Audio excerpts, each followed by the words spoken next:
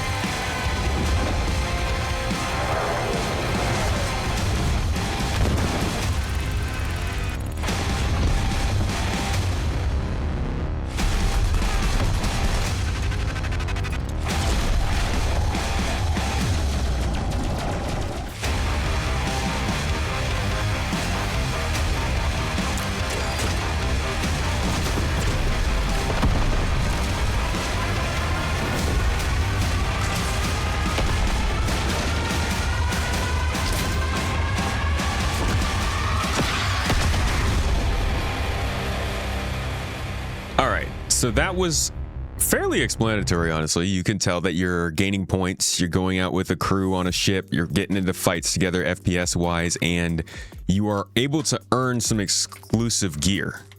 But there's a little bit more to it than that. So let's go through the details. They said your team, your tactics, your triumph operations brings a new layer of high intensity squad focused gameplay to Elite Dangerous, centered around teamwork, coordination, and tactical execution. This new feature is designed for cooperative play, allowing commanders to take on high-stakes challenges, earn unique rewards, and progress through different functional scenarios. I just put that word in myself.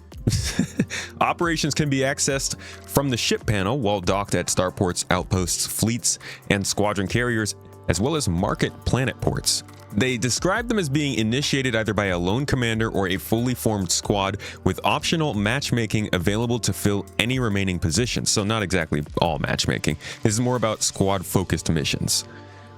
Once an operation has launched, all commanders are transported aboard the new Operation Runner, a specialized deployment vessel that carries the team directly to the designated scenario system. We saw that here in the beginning of the trailer, I believe. It's this kind of ship that you guys all get on, and your ship is able to be transported on this ship around the game to launch missions from. Not a bad format. Let's continue. The Operation Runner acts as a central hub for each mission, serving as the squad's primary deployment point and anchoring the flow of the operation. If a commander is defeated during an operation, they will quickly return to the fight with no penalties for redeploying. In space scenarios, commanders are returned to the Operation Runner or the last operation-specific dock, while on foot missions, see them redeployed directly back to their ship, fully prepared to re-enter the action immediately. This minimizes the downtime and keeps mission pacing fast, ensuring commanders can stay engaged in the operation from start to finish. This is wholly focused on a lot of the feedback we hear in Star Citizen, which also, I'm going to be quite honest, doesn't respect your time. Star Citizen, though, it's because they're missing so many features. Elite Dangerous, this makes complete sense for them to try a different direction because they've already, their game is playing as designed. Star Citizen, there's not even player trading, so it's a little bit of a different problem they're dealing with, but it ultimately is the same kind of call from people that folks want to spend more time playing and less time dealing with the consequences of not playing or of doing something wrong. or just in general, they want a better bite-sized piece of that game. But I also feel like with Star Citizen, you have Arena Commander for that kind of stuff. They could expand that to look more like this, but that's a whole different talk we can maybe have another day. Here are the ways to play operations. They can be undertaken in either mercenary mode or power play mode. First, mercenary mode is the standard option, carrying no power play effects or consequences and remaining fully accessible to any commander who meets the requirements of the selected mission.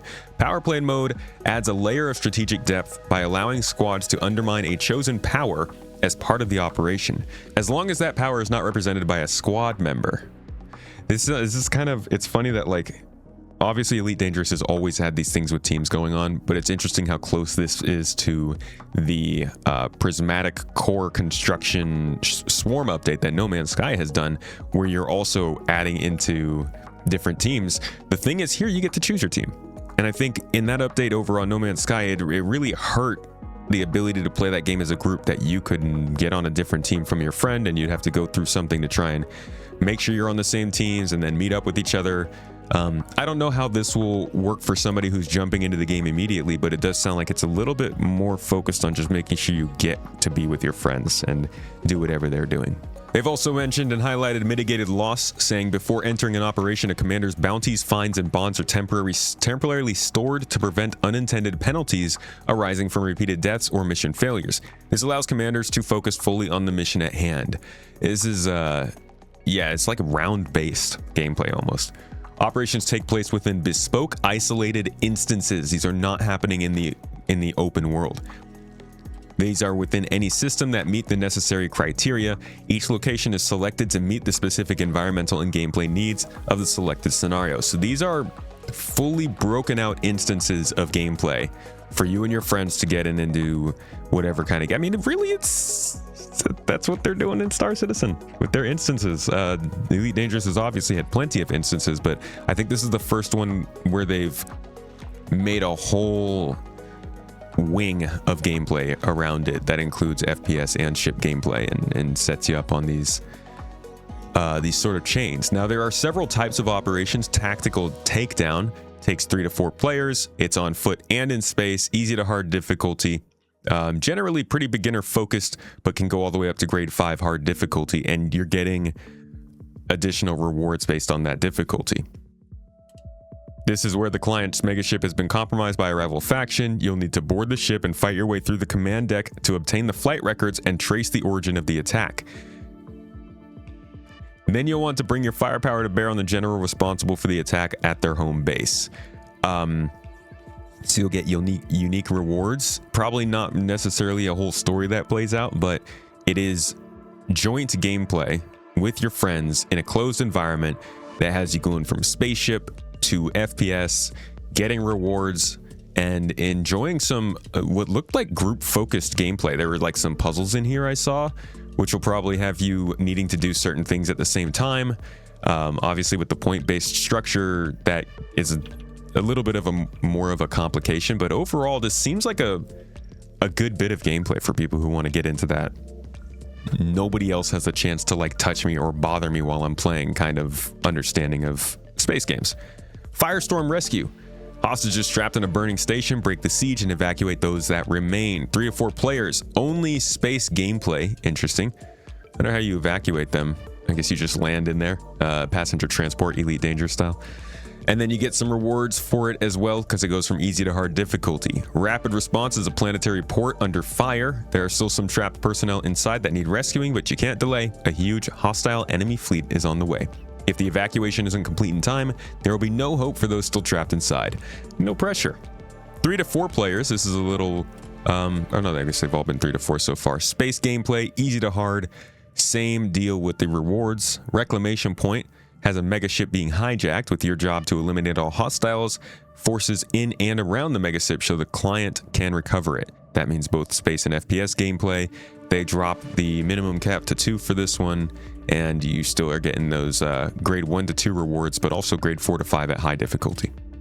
Biohazard Takedown is a group of researchers developing a dangerous weapon that you need to assault. Obtain the location and IDs of the researchers and take them out.